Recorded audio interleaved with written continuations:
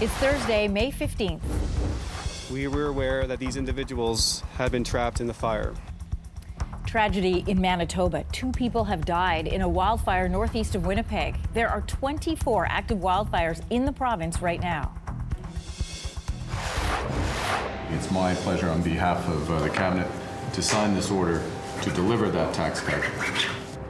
Prime Minister Mark Carney telling his cabinet to make his promised tax cut the first order of business once Parliament resumes. I wasn't planning to go. I would go, but I wasn't planning to go. And I said, I don't think he's going to go if I don't go. And that turned out to be right. I'll go if you go. And now it looks like none of the leaders of Ukraine, Russia, or the U.S. are going to be at peace talks in Turkey today. The rebound, they're jamming away! Scores!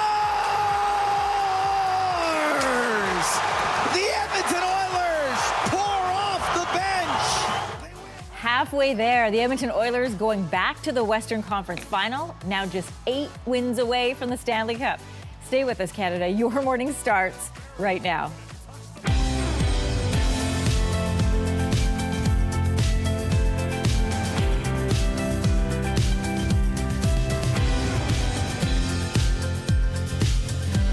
We make it sound so easy when we say it's just 8 wins away from the Stanley Cup. Good morning, everybody. Welcome to Your Morning. I'm Anne-Marie Mediwake. Boo. I always stick around for the entire game in the hopes that something's going to happen. I'm talking about the Leaf game. Yeah. I bailed.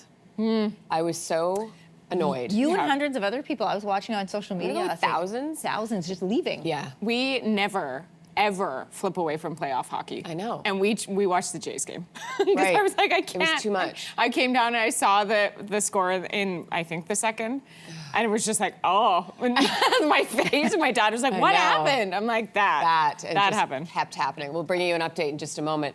But first, other stories that we're working on. Devastating news out of Manitoba. 2 people have been killed in a wildfire near Lac du Bonny. We're a very close-knit community here, and certainly the family, friends, and loved ones that have been impacted by this have our profound sympathies at this news. The fire in the area was last estimated to be about 100,000 hectares. That's around the same size as Prince Edward County in Ontario. RCMP confirming the deaths, saying the bodies of 2 people believed to be an adult man and woman were recovered. They believe the 2 people were trapped by fire.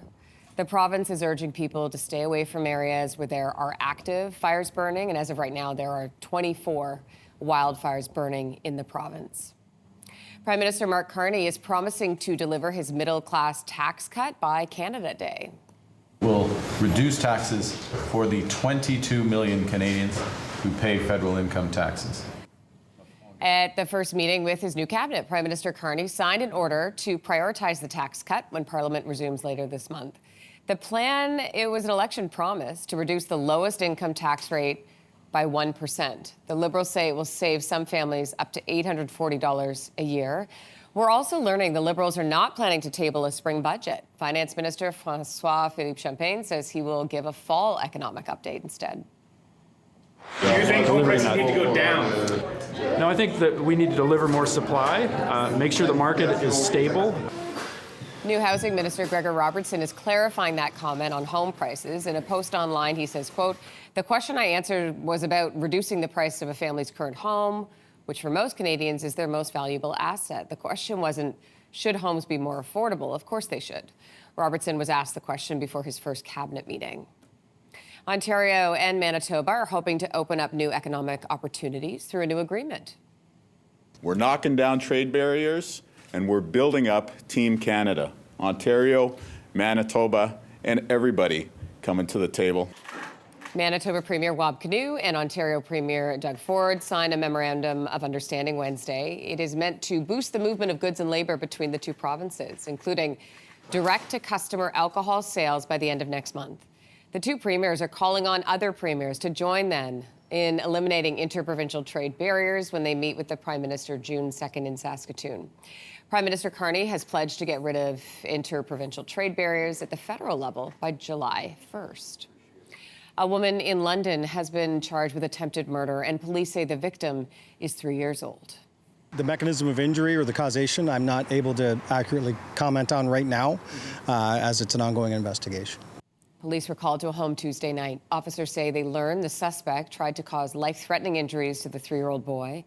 Paramedics treated the boy on scene, determined he didn't suffer injuries needing medical attention. Police did not name the suspect, but they did say she and the child are known to each other. The Kremlin has confirmed this morning Russian President Vladimir Putin will not be in Turkey today for peace talks with Ukraine.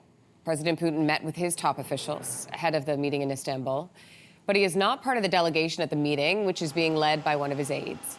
Ukrainian President Volodymyr Zelensky had challenged Putin to attend, saying he will only be at the meeting if Putin shows up. President Zelensky has arrived in Turkey. His plan is to meet with Turkey's president in case Vladimir Putin changes his mind.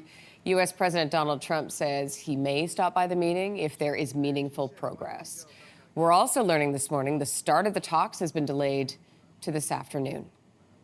Loblaw is warning customers its pre-tariff inventory is starting to run out. So what does that mean for you? It means prices for items affected by tariffs will go up.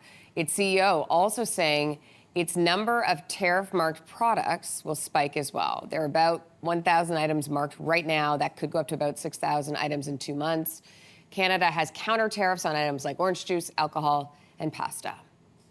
To sports, the Oilers are halfway to their ultimate goal. Look at it all the way across to Draisaitl to the middle. The shot saved by Hill. The rebound, they're jamming away. Scores! The Edmonton Oilers. Kapanen was the overtime hero in Game 5, giving his team a 1-0 win. The win also marked Oilers goalie Stuart Skinner's second straight shutout. The Oilers are now waiting to see if they're going to play Dallas or Winnipeg in the Western Conference Final. That series picks up again tonight. The Stars lead 3-1.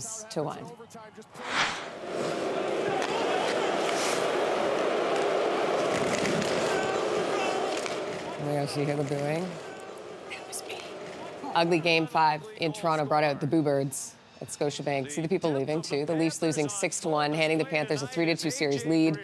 The Leafs were never really in this one, which also had a lot of fans. You just saw them exiting early. Game 6 goes tomorrow night, though, in Florida. So there's that. The LA Dodgers' first pitch in a home game earlier this week featured an all-star kid.